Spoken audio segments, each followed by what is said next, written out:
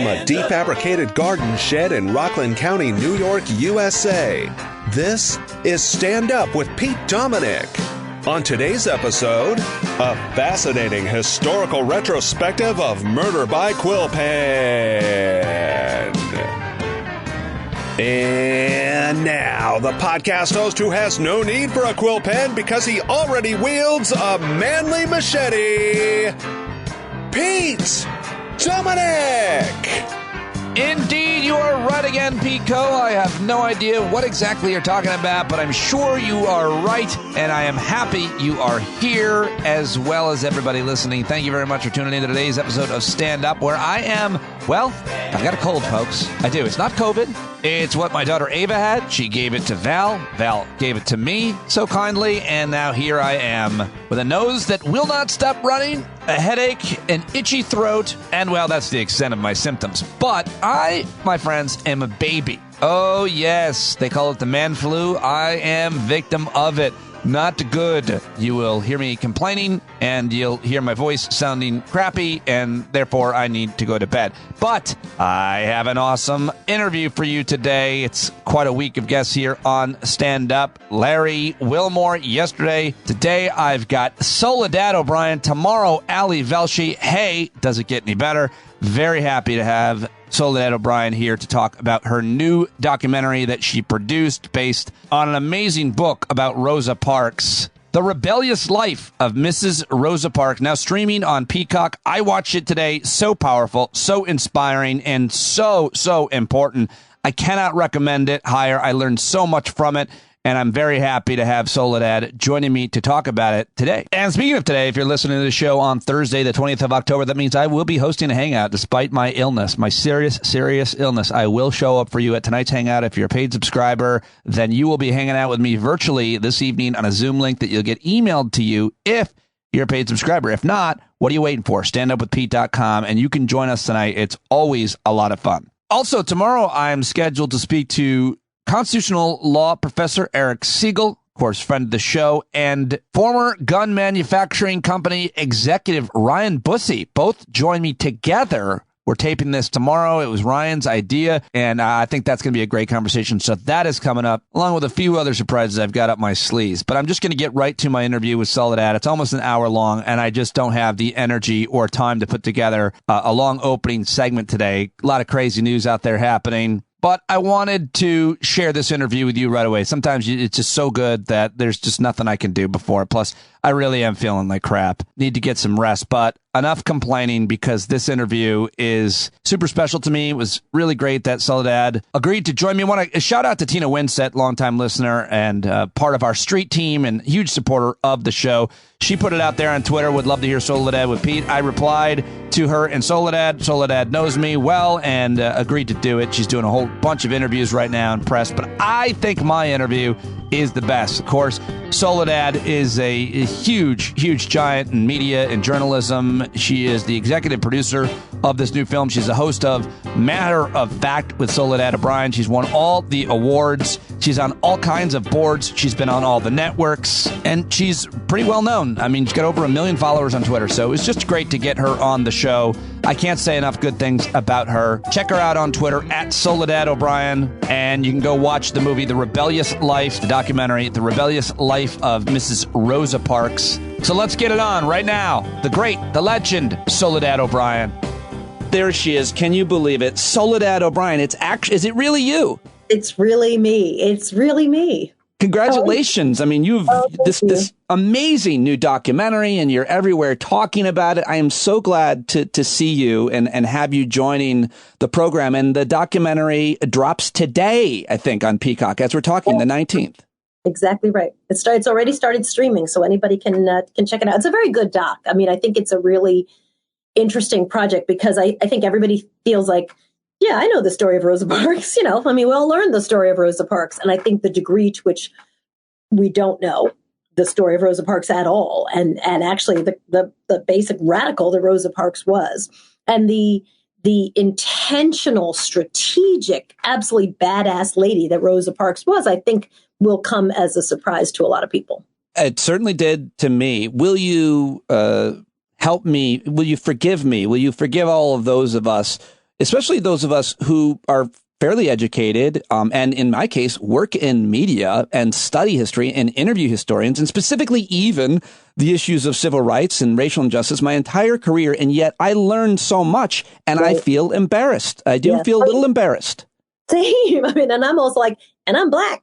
So add that to that. I mean, the number of people who've said, like, I am embarrassed that I did not know the true story of Rosa Parks. And some of that, I think, has been around, why do we love a civil rights story that seems accidental? And I've sort of been polling people on that. The New York Times, when she died, said Rosa Parks was the accidental matriarch of the civil rights movement. And literally in her entire life, nothing was accidental. There was nothing accidental about what she did. She was an activist for 20 years before she sat on the bus.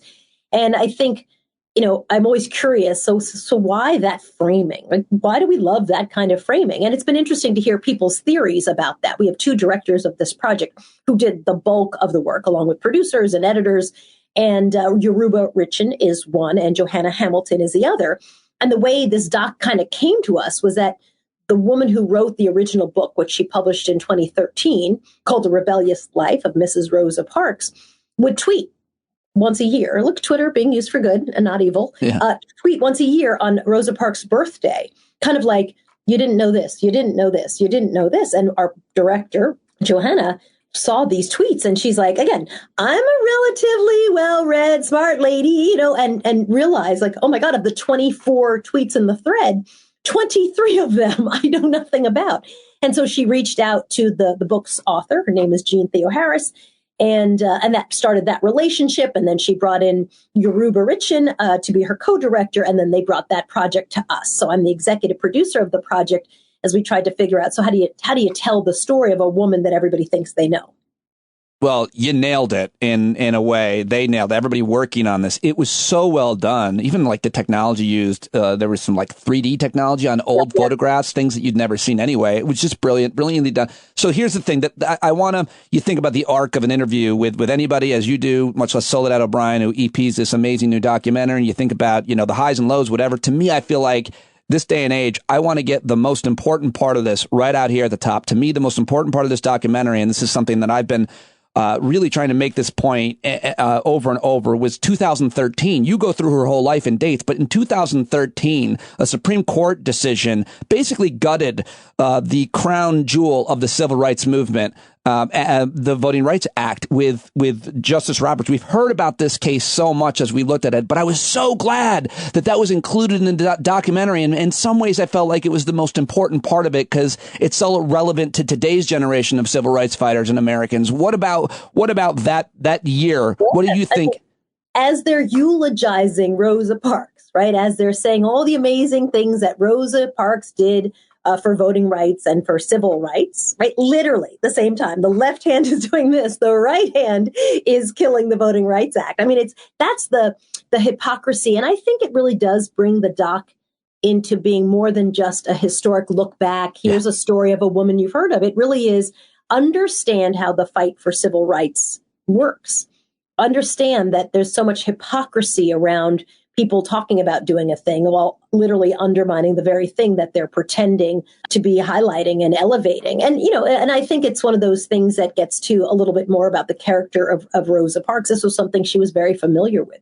She knew from her childhood how unfair things were, how Black children were always given lesser, worse school buses, worse, opportunities, worse schools. And she was mad about it, and so this idea of Rosa Parks as this silent, sweet little old lady who one day was tired, she would say, yeah, I was tired, but I was tired of being treated badly. I mean, she was mad about injustice. And so I think a lot of reporters missed that, this idea of like, I'm tired. They thought it meant, it's been a long day at work and her feet hurt. No, it wasn't that at all. And so I think that's really important. It's kind of what I hear so often, certainly on social media and just from Black folks, this idea, I'm just so exhausted. Right. Yeah. I hear that over and over, and I always want to. It's been an exhausting time. And yeah, I think it does wear you down. And some of that, I think there's real strategy in that, right? I think there is a real intentional strategy of wearing people down. For example, I'm sure you've been talking about it or you know of it. in Florida, people who voted, who had felony convictions, who were allowed to vote, but then all of a sudden found that they were being arrested by some special election task force, bulk of them Black people, because they actually, I guess, technically weren't allowed to vote, even though they were told they could vote. That works to chill people who are going to vote, right? Like if you know, and it's unclear and nobody really knows why, and they were literally told they could vote, and now they're being arrested and they have prior convictions. So being arrested again is hugely serious. And at the very least, there'll be a massive fine, right? Like what a better way to stop people from voting and stop people from even thinking about voting who might have a conviction in their past if they know, holy crap, that could happen to me. And I don't want to take that on. Those are the insidious ways you actually work to slow and stop people from exercising the right to vote. I saw that story yesterday, and it was the first time. I'm trying not to tweet in anger the last couple of weeks, and trying to be like, let me edit. No, I didn't. I tweeted in tremendous anger. I was outraged to hear that news. I've been covering, this issue and talking to experts on it for years and years. So let me just ask you one more question about voting rights, because you said at the same time that they were honoring Rosa Parks, to be even more specific, in the film, this is the unveiling of her statue in the Capitol Rotunda, this wonderful statue, and in the Supreme Court across the street, they're removing voting rights. And so I just wanted to get one more, just commentary from you on what is actually happening. You see Stacey Abrams in Georgia up for, governor. She ran a couple of years before, and she's been the leader. But there's so many other activists, specifically Black women in Georgia, that helped change the face of the Senate. But right now, actively, states are making it harder for Black folks to vote. And I just wanted to get one more comment on how important, how that's being done right now. Listen, I think it's being done consistently, and I think it's being done by putting obstacles in people's way. We did a story on the show that I do, matter of fact, that looked at how hard it is for people who are Native Americans to vote, right? Because all you have to do, you don't have to say there's going to be a poll tax. You don't have to say we don't want you to vote. You just have to say you absolutely can vote. I mean, it's a 2-hour drive into the one polling place, so good luck with that. But you're welcome to vote. I mean, it's not close to you, and you'll probably have to take a day off of work. And if you have a job that doesn't really allow you, right, because we don't give people the day off to vote, a lot of people have to work on voting on election day. So there's lots of ways that you can undermine the process without saying, I'm going to undermine the process. And I think that that's really what we've tried to highlight in this doc, and why I like correcting the narrative to being one of the fight for civil rights is a slog. Yeah. There's nothing accidental about it. You don't one day roll out of bed and stumble onto a bus and decide not to get up, and then suddenly you're an icon in the civil rights movement. It just doesn't. That is not the story. The story is tougher, is harder. It's much more work. It's much less sexy. It's not simplistic. It's you slog and you slog and you slog for 20 years. And then one day, the thing that you've worked for all your life, as you step 2 steps forward, 1 step back, 2 steps forward, 2 steps back, one day that moment actually comes to fruition after a series of things that could have been moments. So I like the truth. I like the tougher story always. Well, you tell it, this documentary tells it in a way that is really at times dramatic and emotional. I wanted to watch it right before I talked to you, so I'd come in with the energy, although I don't think I needed to. So if I watched it yesterday or last week, I would have felt the same kind of anger, inspiration, sadness, but I think it renews my commitment to want to do and be a part of, this generation's anti-racist movement, raising kids to be that way and so on. But I think I learned so much about, I think you tell the story of Black folks, specifically Black women, growing up in America during this time through her life, and you use her own words. Some of it is tape of actual Rosa Parks, but then you have actresses reading some of her words. And Lisa Gay Hamilton is a fantastic actor, and I think, she really embodies the voice of Rosa Parks, because we had so many words that were written by Rosa Parks, and it's another element of not knowing Rosa Parks, right? Like, you know how you could hear someone's voice and you're like, oh, I know who that is. Rosa Parks is not one of those people. Right. You think, oh gosh, I really haven't heard her voice very much. And so to have Lisa Gay Hamilton be the narrator, really using Rosa's own words from her letters and her documents, and hearing her voice, it was just such a way to bring her to life that I thought was really brilliant. I felt kind of, I don't know how I felt. I don't know what the emotion is, but to hear her talk about being a little girl, and I bet you it was typical. I don't know, but I bet that was a typical experience for a young black girl in the South to see the world in black and white. And she talks about the bus. The bus picked up the white kids, drove right by her, and they had to walk to school. And what does that do to a black child's idea of themselves? And right, of justice, like what's fair? Nothing's fair. I mean, when she's a secretary for the NAACP, and one of her jobs is to go around the country and literally record acts of violence against black people, sometimes specifically sexual violence against black women. So there's a woman named Reese Taylor who she sits down with. And I love the story of she goes to Alabama, I think it is, to sit and interview Reese Taylor. Reese Taylor's been raped by white men. And they told her they're going to kill her if she tells anybody. She goes right to the sheriff. No one's interested in the case. And there's not going to be justice in the case. And yet there's Reese Taylor telling her story, right? And there's Rosa Parks recording her story because the truth of it matters. The facts of it matter. And I find that so interesting that, what courage it takes to keep moving forward, even as you're discouraged and even as it feels like, again, it's insurmountable because everything is working against you. The actual footage of Reese Taylor is really abundant and profound. And I could say this about pretty much every year, every segment of this documentary. If you don't watch The Rebellious Life of Mrs. Rosa Parks, you don't get to meet Reese Taylor, who I don't know, felt like just seeing her in her indignance and her seek justice against like the threat of death. It reminded me of a lot of the young women I see fighting for against injustice today. And I was really happy to be introduced to her. But so Rosa Parks goes 100 miles, barely leaves town to go, basically investigate like an investigator this. And, I guess we can give away what happens in her case, but she gets justice. She was in jail. She's in jail and she gets attacked by the corrections officer, whatever you want to call him. She fights him off, kills him in the process, and then she is charged for murder. She was being raped, self-defense. And what that case meant at the Supreme Court for women and black women around the country was a real turning point. Yeah. And so I think it's just an indication of, again, when people like to claim that Rosa Parks just kind of happened upon, like literally the work that she was doing was so hardcore. Imagine being involved in cases like that. That's just craziness. And so, I think it really is a misrepresentation, and it's really just does complete injustice to the work of Rosa Parks to not frame her as she really was, that these were things that were happening in the courts, in the country.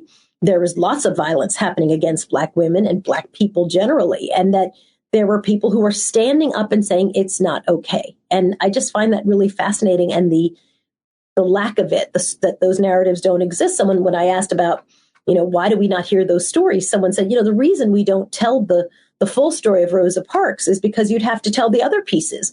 We'd have to talk about how she's fighting against violence against black women. And that means you'd have to start talking about some of the violence against black women, right? Suddenly you're telling unpleasant, uncomfortable stories about the history of America. And that was her theory around why, we love the little comfortable, quiet grandma who had a moment over a day and a half or something versus the real story. And that makes sense to me too, that narrative is not just comfortable and simple, but that narrative allows you to avoid a lot of more challenging questions. Well, you have been fighting for a long time to produce really important work. And I saw your interview in preparation to talk to you today with the great Laura Flanders. And you mentioned about how you had pitched something at CNN, and it really alarm bells went off in my head. The same exact experience for me at SiriusXM and at CNN with me. When I went in and I pitched what I thought was a great idea, I'll never forget, to the president of SiriusXM, I said,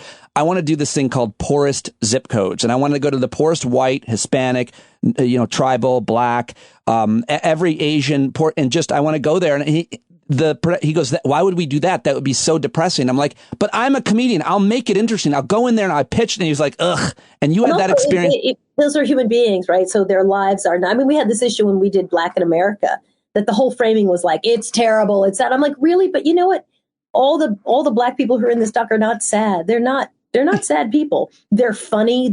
They biting humor. They're interesting. They're brilliant. And so how do you really, and I think it really is a lack of imagination of how to tell stories about people who are not you, right? Everyone feels very comfortable with the story of the middle class American or the upper middle class American. And it often centers around just like, this is what they drive. This is where they live. This is what they eat. This is how they look, versus how do you think about telling stories about communities that are not your community? How do you do that? And what do you center it on? And it's so interesting. I mean, I've really found a lot of interest in that work. But yeah, my boss at the time said, ugh, literally, ugh, ugh, who'd want to see that when I pitched a documentary called Poverty in America, which I thought was fascinating because at that time, there were a lot of stories about people who were working full-time jobs, right? And living in their cars because they were struggling so hard and could not ever get ahead.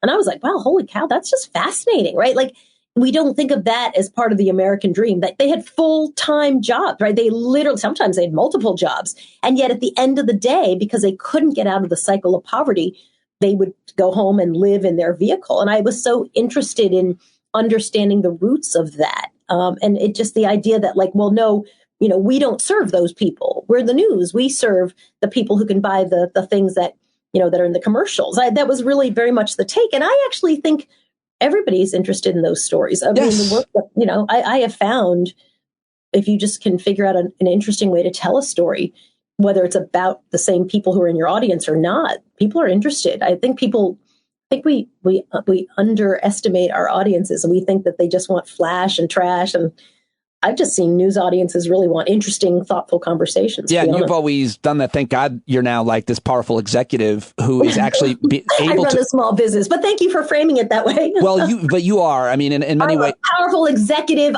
among my 16 employees. I appreciate your discomfort and being called a powerful executive. But I also, the point is that you're able to green light these stories being told, and had you been able to do that when you were more an on-air talent, the journalist on camera, there would have been even better stories told, although you made a huge impact, obviously, even in your time at CNN with what you just mentioned, some of that work, and you continue to do that. But again, Rosa Parks' story, she is basically a militant. I mean, right.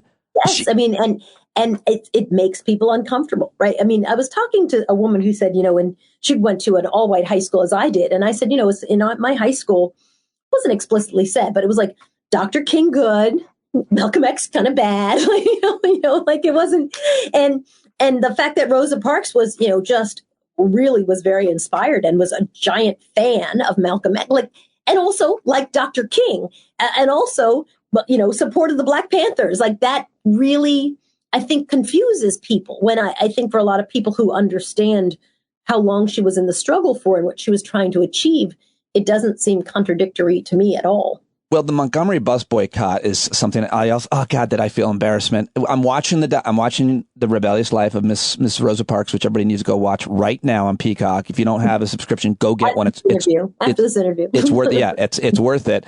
And I go, wait, I had to look it up. So I was like, how long did that boycott? I knew nothing. And it was sparked as a result of Rosa Parks' stance on that bus. There was another little girl who took a similar stance, but they didn't want to make a case out of her because she was young. What it does, though, is illustrate in many ways also this documentary, the divide within the civil rights movement. And I'd love to ask you about that, but maybe more specifically, the divide between kind of men and women. Rosa Parks was in many ways the catalyst for the Montgomery bus movement, but this was also the thing that put Dr. King, I don't want to say it's the thing that put him on the map, but it certainly helped a great deal, it would seem, as he was not well known before the Montgomery bus boycott, and he was able to really leverage that. I mean, and that really gave him a very big name. I think there's no question that in a way, the people who write the history get to place themselves in the center of it.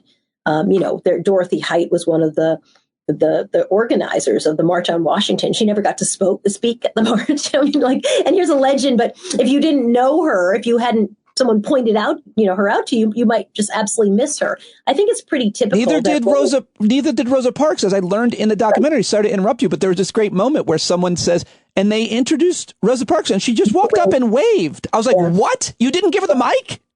Yep, exactly. And that happened a lot. I mean, I think Black women were written out of the civil rights movement or seen as helpmeets or kind of the fringe of it, right? The helpers, and when that was actually not at all the case. And so, yeah, I think, again, it's why, to me, writing the stories in history is really, really important. It's essential.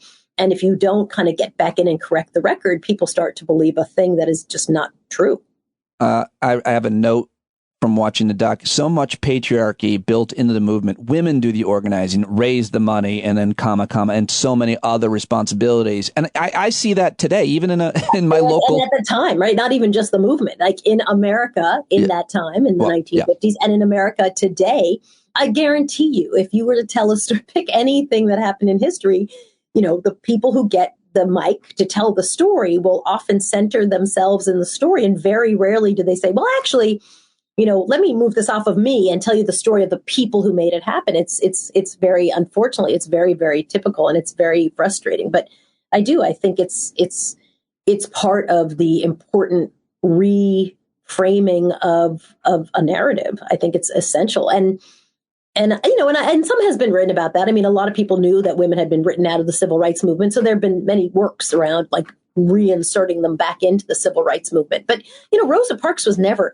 embarrassed by what she did. Like she wasn't hiding it. In a way, it was hard for reporters to break through and want to tell a more dynamic story, because I think they read her appearance as sweet and gentle. And, and when that was not who Rosa Parks was in terms of the work that she was doing. I guess probably the hardest part to watch, to hear about, was when she was sexually assaulted. It was her, right? Where she's like, you can have sex with my dead body, I think. Was that her? Oh, right. Yes. When she talks about a person that she worked with, who basically, and I think a lot of this led to her insistence on the work that she was doing was very hard, because she knew really firsthand just how this went. One of her employers was, basically coercing her into sex. And she was kind of like, literally, here's how it's going to go. And was very nervous about it and very afraid. I mean, and I think she wrote about it because she was not the only person who that happened to. And I think it really informed how she thought about, why fighting against violence that was perpetrated on Black women, and often not followed up in the courts, right? That often was actually not considered to be a big deal, or not considered to be almost illegal, right? It was kind of like, I have the rights to your body. I have the right to do this. I think it's why it was so important to her, because she had very firsthand knowledge of exactly how it worked and how unfair it was, and how the power differential worked as well. Speaking of violence, talking, I think, about sexual violence here, but speaking of violence in general, going back to the Montgomery bus boycott, it's a moment in the documentary, and I think language matters so much. Obviously, I learned that from you over and over, but it said, Dr. King and who was the other person, their houses were bombed. And I thought that was such an important word to use, because we so often don't use the word terrorism about the Klan and the white people who lynched and who had barbecues while they were lynching, and who, obviously, we talked about sexual assault throughout human history, but just and the role that law enforcement legally played in that violence. And we've learned so much, I think, thanks to the Black Lives Matter movement, about certain parts in history, from Tulsa to Philadelphia to other cities. Obviously, we learn about Detroit here, but the violence, the consistent, continued violence against Black folk throughout the human history was so well documented in this documentary. We always need to learn that. Tell me more about it. Yeah, it was very important. And I think it's important because it really is what informed Rosa Parks and people like Rosa Parks, right? It's not like she one day woke up and decided to be a freedom fighter. I think this was her life. From the time she was a child, her grandfather was fending off the Klan and was afraid of them, and so this was her reality day in and day out. It wasn't this, hypothetical, discussion about what potentially could happen. This was her life. And so, the violence and the terror was used as a way of managing people. Rosa Parks would never work again in Montgomery after the bus boycott. Another piece of history that I did not know. I mean, to me, the story was Rosa Parks wouldn't give up her seat.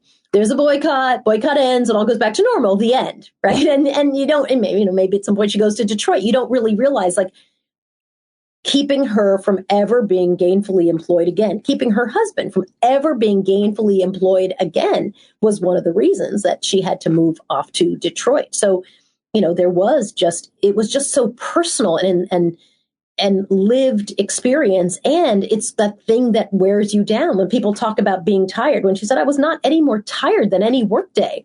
I was tired of taking it. I was just tired of taking it. And it was Emmett Till that actually inspired her sitting on the bus and not giving up, because, like, again, talk about terror, talk about violence. I think when reporters thought of her as saying, well, she was tired, they really got it wrong. She was tired, but not her feet hurt after a long day. She was tired of taking it, just like Emmett Till had to take it and got killed. And she was still really young. I think that's an important point about the exhaustion and the indignance of daily indignance, getting on a bus, going anywhere, adds up even, in her 20s. But, there's another line. She's only 42. People talk about the grandmother, and you're like, Rosa Parks was 42 during the bus boycott. Oh, she was older than that. I thought she was younger for some reason. But I mean, when she started her activism, she'd been an activist for 20 years. But she, but I think, again, those descriptions of a grandmother, like, she was not a grandmother. She was not this frail old lady who just wouldn't give up her seat. Right? She was 42, and she was mad. She was angry.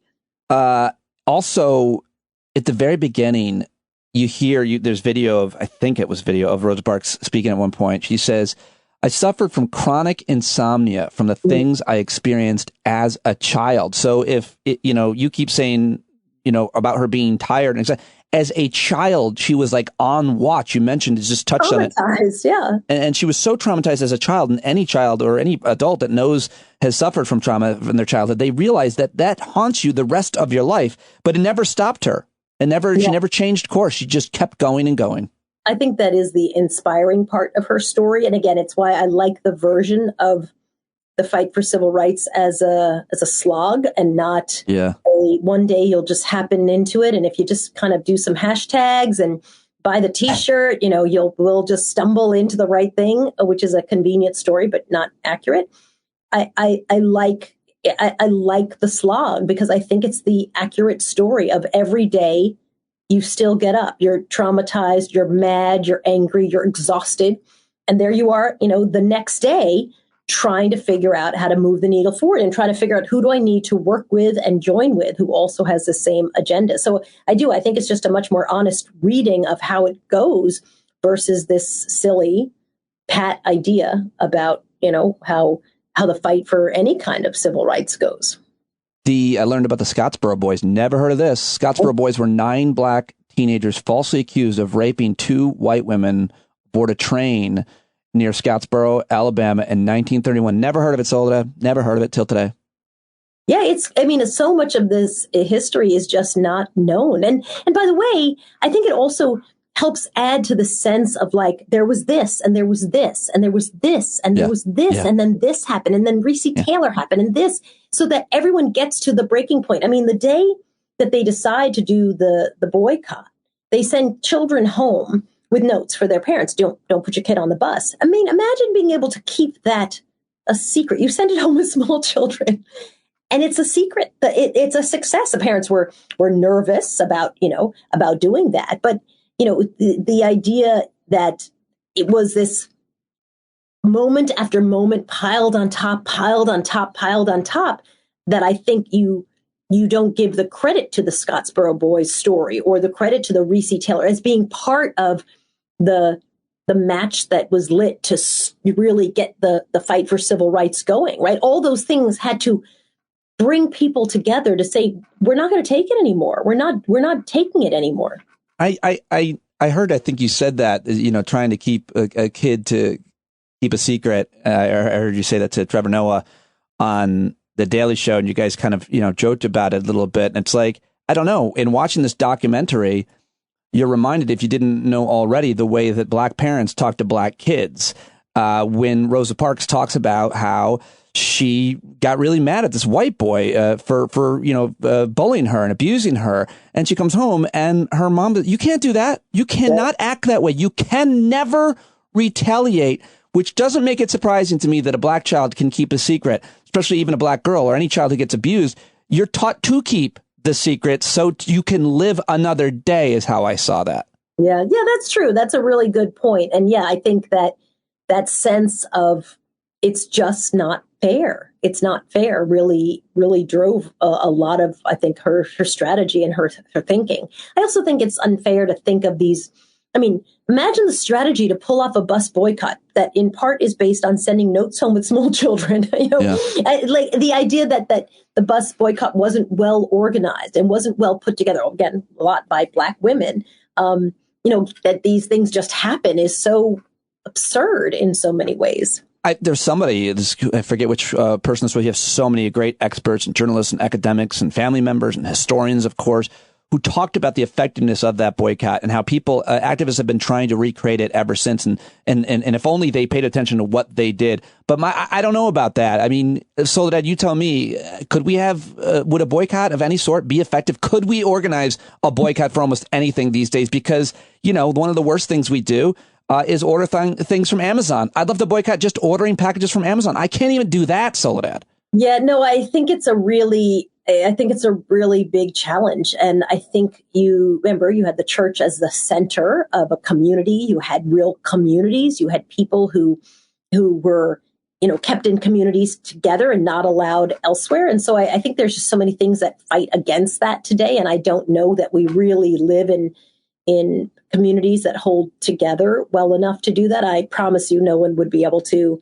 The minute someone got a note saying there's going to be a boycott on Monday, there'd be that note literally posted to Instagram saying, hey, look what my kid brought home from school. So yeah, I guess in that context, I always think like, who would keep that a secret? But it's true. I don't know that you could do that. I feel almost confident you could not pull that off today. Again, with a big community-wide kind of activism. I don't think so. I wanted to get your thoughts on a couple of things that are happening, both events and trends. This is the part where in media you ask a Soledad O'Brien to comment on something happening today, and then you put that clip out, and then the documentary, the project, gets the attention as a result. But these are all certainly relevant to the rebellious life of Mrs. Rosa Parks, which if you don't watch it today or over the weekend or the next opportunity you get, I would say you're not a good person. That's what I would say. That's just me. You didn't say that. I would say busy. You're not too busy for this. Well, that's part of it. We're all too busy to do anything, to make a difference, to join anything local or national. We're just too busy. I got a lot of things I'm doing and very important. And also I do the right thing anyway. There's all kinds of excuses. But one question I wanted to ask you is just to get your take on is when you hear people compare the Black Lives Matter movement protests to the January 6th insurrection, what is Soledad O'Brien's answer to that exhausting comparison? I would say anyone can answer that for themselves by looking at the police response. That's it. Just show me a snapshot of the police response. And I think that will give you a tremendous insight into the Black Lives Matter protests and the January 6th insurrection. I don't think those are comparable. But as you know, these things become, there's one side saying this and one side saying that. And in a way, I just feel like the narrative gets very lost and confused. I like to look for the facts of the case. What was the response and why? What do the pictures look like? And then ultimately, what was the damage that was done? What happened? What happened during? What happened? How did it end? And I think that'll give you every single answer that you want from that. There is a new generation of young people of color, women, LGBT, transgender folks that are leading this modern social rights, civil rights movement, human rights movement. And I'm inspired by them, and I'll do whatever I'm told by them, and I'll join whatever movement I can and help however I can. But on the other side, my people, the whites, are answering polls, and you don't have to see polling, that we are the victims. We are being discriminated against. We believe JFK Jr. is coming back. So in this one part of America, there's just amazing, important movement led by young people, the civil rights movement of our time, which is so important and being played out in so many different ways, as we're touching on with social media, the internet, and all the different tools we have available. But on the other side, where I live in the suburbs of New York City, Soledad, I'm fighting with my neighbors over what books should be taught in our school. These white people are terrified of what their kids might learn. And they say it at the board meeting. And I said to them, I go, listen, if your kid comes home and is upset about what they learned and feels like they're ashamed that they're white, it's not the school's fault. That's a parenting issue. But I don't think that resonated. It only made them madder at me. And so how do you see this modern day civil rights movement when we have so many white people who think they are the victims? Yeah, again, I think equality feels like oppression when you're the one who's been in charge for a long time. But I think it feels like shit's being taken away from you. That's what it feels like. And I think that's what you're seeing. And I think it's scary for people. And I think they get really mad about it. And I think it's a very comforting place to feel like you're the victim, which is someone said to me once, I'm getting a lot of pushback in my job when I talk about diversity. People are like, hey, like the white guys are kind of getting a little annoyed by this whole diversity move. And I was like, what? You should say, I totally hear you. Let's print out a little map of what the company looks like. Just get a little diagram. And let's just show what everybody is. And look at that. All the hierarchy, I guarantee you, is all middle-aged white dudes, right? So then we'd be like, wow, I heard your complaints. And yet, as I look at this chart, I feel like you are good. Your chances are excellent because there are usually none or very few women of color in any of those high ranking positions, and historically, certainly as well. So, that to me is kind of how you argue those cases is you say, let's, I feel your anxiety. Let's look. But I think justice feels like something's being taken away. And if you're white, you've had a lot of opportunities that just de facto, and if you're a white man, where you didn't even have to compete against women. I think it was Warren Buffett who said that, like for a whole bunch of his career, he didn't have to compete against any women. He's like 50%. 50% of the people, who I should have had to compete against were just removed from the equation. And so, it starts feeling a little uncomfortable when suddenly those 50% say, actually, I want to be in the game. I want to be part of this as well. And I see it all the time. I think you see it in any workplace. People feel like it's a zero-sum game as opposed to how do you grow? How do you actually appeal to more people? How do you make it better? How do you improve things for everybody? But, again, I think people feel that it's a loss versus equality. I feel sometimes like it's so obvious as a white man. Sometimes I've really been standing next to literally or on air more literally with, say, a black woman. And I feel sometimes I'm like, why am I even here? And the best example is Laura Coates, who literally replaced me basically at SiriusXM in the time slot.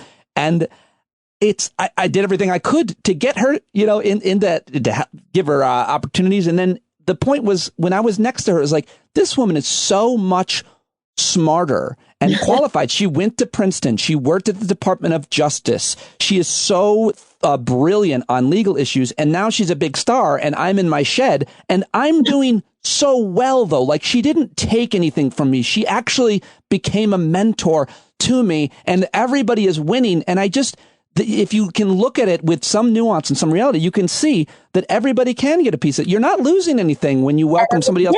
We lay out the map of what SiriusXM looks like. We're not going to be like, holy crap, they have 73 Black women now running everything. That's amazing. It is not that. I can guarantee you it's not that, right? So I'm glad to be Laura. I know her and she's fantastic and she's funny and she's everything. Hilarious, and she's got a fantastic resume, but I want to see more. I would like it to be, everyone's fine that when Laura walks or whoever walks into a meeting and she's the only, they're cool with that. But, when the reverse happens, when they walk in and they're the only, it feels very uncomfortable. So again, I completely agree with you. I think I have always thought like there's tremendous opportunity. You can open up whole new markets. You can just expand the pie. The pie doesn't have to be this. The pie can be much bigger. But, again, I think it feels like a loss to some people. And the idea, I remember when they had some books that were, I don't know if they were officially banned, but when I was in high school, and those are the first books you read. You literally went out of your way to read a book that you probably wouldn't have even cared about because someone said it's not a good book or it's a banned book. And, I just don't think that actually it works.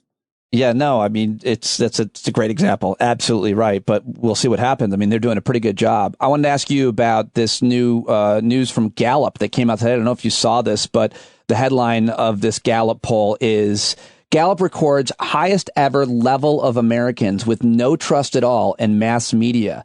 And you are in media of all sorts. You've done it all. And one of my favorite things, and I think a lot more people's favorite things, but you call everybody out, including yourself on Twitter and anywhere else.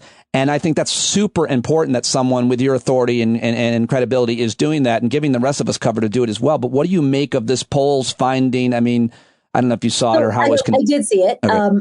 So a couple of things. I think I have interviewed very anecdotally a lot of people who will tell you that they don't trust the media at the moment they're telling you, but I do love Tucker or I do love you, Soledad. All right. So they're literally saying contradictory things, especially when it comes to what they trust. So I think that certainly could be skewing the numbers because I just have had that experience so many times.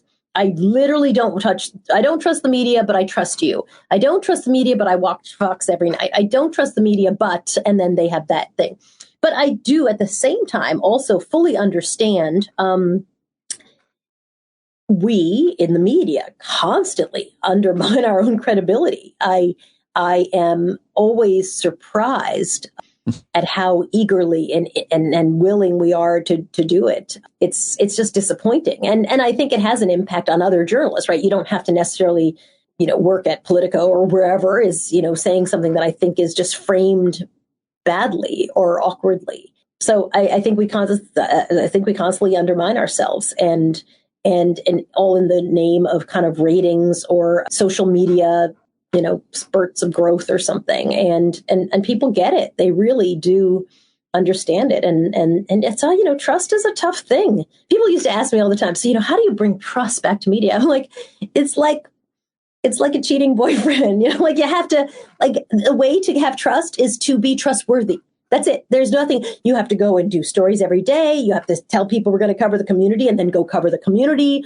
You have to actually do a good job. You have to be transparent. You have to talk about here's how we made a mistake. We want to walk you through what happened. We want to tell you, blah, blah, blah. But everyone says they want more, faith and trust in the media, but they don't want to do those things. They want to be able to be like, baby, you got to trust me. That doesn't work. No, it's a fair analogy. And the truth is that even trust in a relationship, any type of relationship can be broken in any number of ways, but often it can be won back. And I think that we need to give that kind of benefit of the doubt to certain individuals, much less media outlets as well. What do you can win it back. What do you make of I'm pretty sure you've been very harshly critical of the Candace Owens and of her specifically and Kanye's recent comments. I'm sorry, Ye, however he wants to be called. I'd like to give him that respect. And kind of the anti-Semitism that you're seeing. But here's this is a very good example, right? Which is we are outraged by Kanye's anti-Semitism. So coming up in the next 20 minutes, I'll have my interview with Kanye where he will spew lots of anti-Semitic crap, also probably some anti-Black stuff as well. Stay with me live. I don't really have a good live shot. He'll be in the back of a dark car and it'll look like crap. But you know what? I am concerned and I am worried and it is not okay. So I am looking forward to giving a platform to this kind of garbage. We'll see you in 20 minutes. That's people see it, right? Especially since what Kanye has done, we've seen it multiple times now. He's not forging new ground. He's not running for office. You can cover the Kanye story without having him go on air on your show and have him spew more hateful, violent, anti-Semitic, anti-Black garbage, just so everyone gets the game, right? They get the game. They were able to book Kanye. And so they too want to be able to take whatever little nascent thing they have and make a big deal out of it. And I get it. I get why they do it. I really do. It's just understand that everybody sees the game. Everyone understands what you're doing. And, while you're also tisk-tisking and condemning anti-Semitism, but here, let me give it a platform, to spread. It's just, it's very frustrating, and I don't know what else to do beyond calling it out. Like, I literally don't know what else to do beyond saying, I mean, there's a great, I think it was a political, Playbook had a little blurb about somebody talking about terrorism, that the DOJ called a bunch of parents terrorists, right? And then there's a link that says, here's what the Washington Post fact checker said. Washington Post fact checker said it's bullshit. But they could have said, this person said this thing, which is a lie, right? No, but they actually repeat it, but they give you a link to the article where the guy's going to tell you it's a lie. And so it's that I just think is so overtly dishonest and so desperate for clicks and likes. And I'm sure it works in some capacity, but I think overall, you just constantly cannibalize your own audience because people just don't believe your shit anymore at some point, right? Just, again, my cheating boyfriend is a very good analogy, because at some point someone's like, you just sit there and say, baby, you got to trust me, while you go on to be untrustworthy. And at some point, people get sick of it. Who was this boy who hurt you, Soledad, before you got married? I should name him because he deserves it. Soledad, you are one of my all-time favorites. You've always been so kind and generous to me, including today with so much time. Appreciate it. Absolutely. Congratulations on this and everything else that you're doing. And thank you so much for joining me today. It's always a pleasure to talk to you, Pete. How about it, everybody, huh?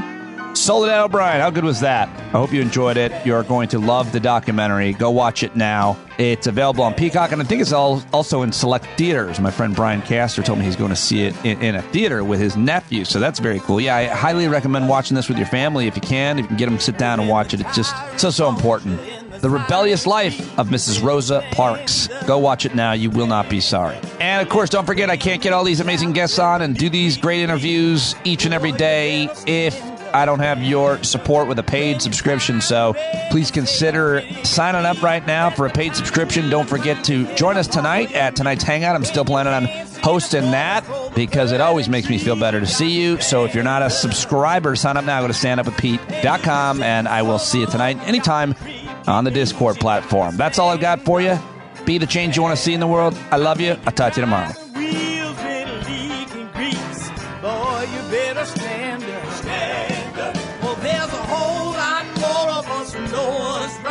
Keep right on ignoring us if it keeps in sight. You got to open up the window to let in some light. You got to stand up. That's right.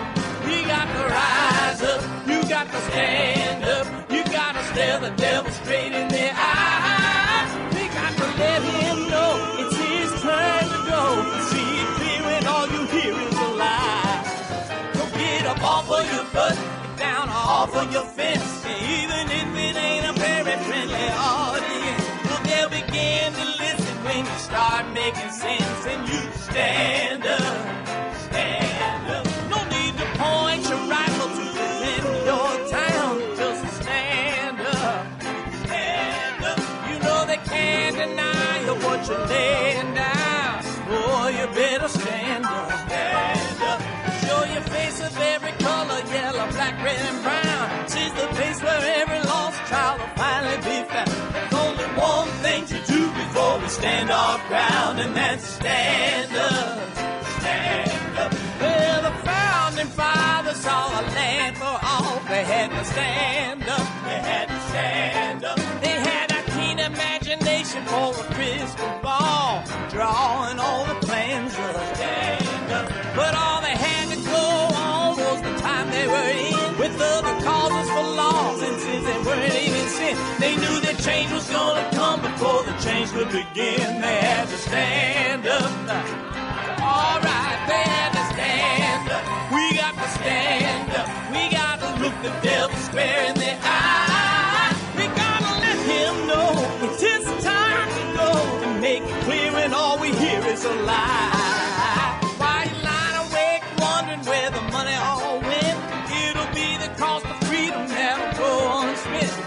See him flee the scene of that experiment if you stand up. Alright, we got to speak up, we got to reach up and raise your voice in every way you know how. Don't be told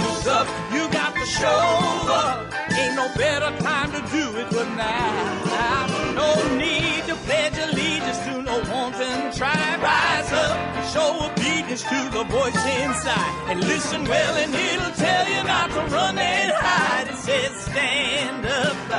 Stand up. Got to stand up. Ooh, come on. Just stand up. Everybody got to stand up in the